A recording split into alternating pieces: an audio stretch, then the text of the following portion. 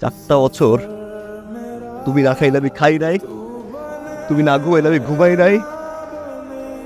যে কোনো একটা হ্যাপি নিউজ আমি তোমার না বললে আমি শান্তি পাই নাই। 4টা বছর পর তুমি আমাকে একটা নিউজ দিছো, হয় তুমি ভালোবাসো, মানে 2 বছর পর তোমার কথা মনে আসে। 2 ইয়ার্স, এই 2 বছর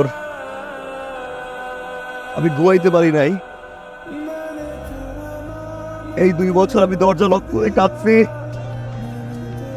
এই 2 বছর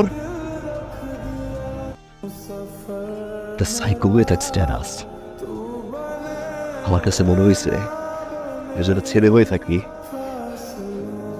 আমি আর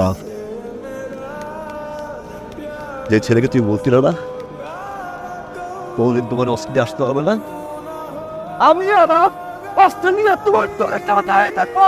তুই তাকে দেখো ওই তোমার